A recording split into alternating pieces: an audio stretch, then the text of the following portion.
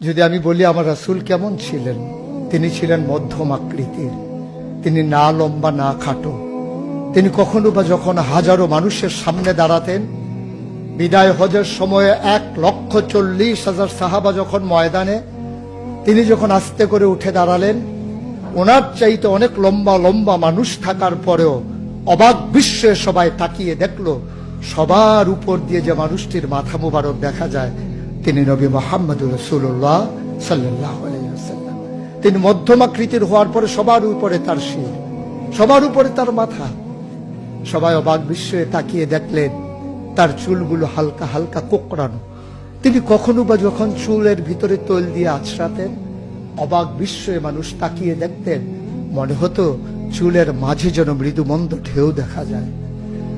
তার কপালটা ছিল চওড়া শুভ্র, তার চোখের ভ্রুগুলো ছিল ধনুকের মতো বাঁকা, তার চোখগুলো ছিল টানা টানা ভাসা ভাসা, তার চোখের পাতাগুলো ছিল গোলাপের পাপড়ির মতো। তিনি কখনো বা যখন চোখের পলক ফেলতেন, অবাক বিস্ময়ে মানুষ তাকিয়ে দেখতেন, মনে হতো মৃদুমন্দ বাতাসে গোলাপ পাপড়ি দোল খাচ্ছে। তার চোখের সাদা অংশ ছিল রক্তিমাভ সাদা, কালো অংশ ছিল তার কৃষ্ণ কালো। তার ঠোঁটগুলো ছিল গোলাপি রঙের, তার নাকটা ছিল খাড়া, ছিদ্রগুলো ছিল ছোট ছোট, নাকের নিচে ঠোঁটের উপরে ছিল চিকন সরু গোঁফ। তিনি কখনো বা যখন মুচকি হাসতেন, তার গোলাপি রঙের ঠোঁট দুটো যখন একটু ফাঁক হয়ে যেত আর দাঁতগুলো যখন বের হয়ে যেত, মানুষ অবাক বিস্ময়ে খুঁজত কোথাও যেন বিজলি চমকিয়েছে। তিনি যখন প্রচন্ড গরমের মাঝে ঘেমে সিক্ত হতেন, কপালে তার মুক্তার দানার মতো ঘাম জমে যেত।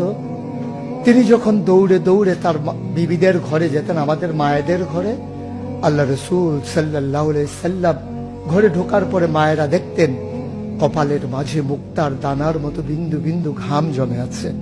মায়েরা বলতেন, গুস্তাখি মাফ কর দিজিয়ে, বেয়াদবি মাফ করবেন, আপনি চুপটি করে একটু বসুন।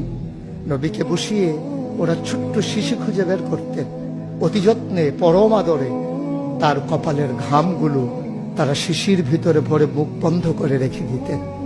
ঈদ যখন আসতো, বিয়ে যখন হতো, জমানো ঘাম তারা আতর হিসেবে ব্যবহার করতেন।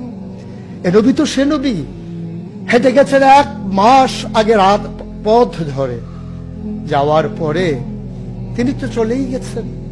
1 মাস পরে যখন আবার ওই পথ মারিয়ে কোনো এক সাহাবা যাচ্ছেন, স্থানীয় বাসিন্দা যারা রাস্তার কিনারে যাদের ঘর, তাদেরকে ডেকে বললেন, ভাইরা, এ পথ দিয়ে কি আমার নবী হেঁটে